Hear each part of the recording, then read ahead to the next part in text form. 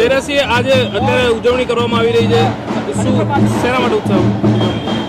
જે રીતે તમે જાણો છો કે વિશ્વ પ્રસિદ્ધ ક્રિકેટનો સમ્રાટ કહી શકાય, જેને અસંખ્ય વિશ્વના અને દેશના ક્રિકેટ પ્રેમીઓ પણ જેમને ક્રિકેટનો ભગવાન માની રહ્યા છે એવા સચિન તેંડુલકરે જાતે પોતે જ સ્વેચ્છાએ જે રીતે નિવૃત્તિ જાહેર કરી છે અને 200મી ટેસ્ટમાં એવું કહ્યું હતું કે 200મી ટેસ્ટ રમ્યા પછી હું આ ક્રિકેટને અલવિદા કહી દઈશ.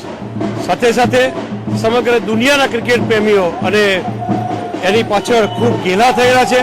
સાથે સાથે દુઃખ પણ એટલું જ અનુભવે છે કે ક્રિકેટની જે કૌશલ્યતા છે એ સચિન તેંડુલકર વિના અધૂરી રહેશે.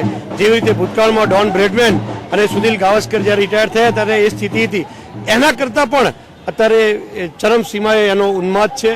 અને સૌથી અગત્યની વાત તો એ છે કે ગુજરાત કોંગ્રેસ વતી, ગુજરાત પ્રદેશ કોંગ્રેસ વતી જે રીતે કોંગ્રેસ અધ્યક્ષા શ્રીમતી સોનિયા ગાંધી અને ડૉક્ટર મનમોહનસિંહજીની કેબિનેટે ભલામણ કરી અને મહામહિમ દેશના રાષ્ટ્રપતિએ જે રીતે એમને નોમિનેટ કર્યા છે પાર્લામેન્ટમાં, એનાથી કોંગ્રેસ પક્ષ, સમગ્ર દેશનો કોંગ્રેસ પરિવાર ગૌરવ અને આનંદની લાગણી અનુભવે છે.